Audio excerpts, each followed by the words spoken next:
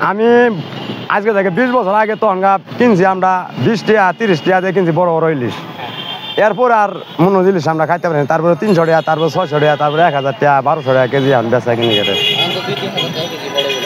বড় করলে 2-3 হাজার টাকা। ওই আমরা তো যাচাই করা কিনবারি আমরা যাচাই করবো কেমনে, তাও উড়ে গাড়ি বেশি যে ছোটো ছোটো বলে 1200 এইভাবে 800-900 টাকা কেজি বেচতেছে। আর বড় ইলিশ যে 3000 টাকা কেজি হইতেছে, এটা স্বাভাবিক। ইন্ডিয়া তো প্রচার করে দিতেছে সবগুলো।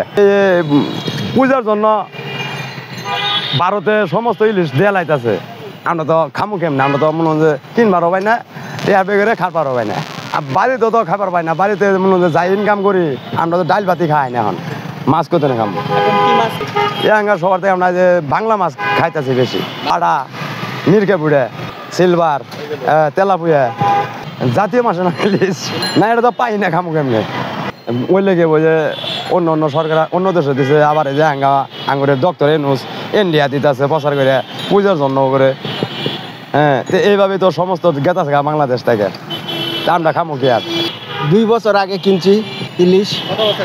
2 বছর আগে 2 বছর আগে। এই যে দাম বেশি, আমরা বলতে চাই বাংলাদেশের লোক খায় দেয় বেচলে তারপর ভারতে যাবে, বেচবে থেকে আমরাই তো খাইতে পারতেছি না। এখন কি করবেন? সরকার যদি পাঠায় তা আমাদের করার কিছু করণীয় তো কিছু নাই। সরকারকে কি বলবো? বাংলার ইলিশ বাংলায় যেন খায় যায়, যেন জনগণ বাঁচে। না, আমরা তো সেই উপায় নাই তো। 3000 টাকা কেজি ইলিশ চাই, তখন কি বলবো?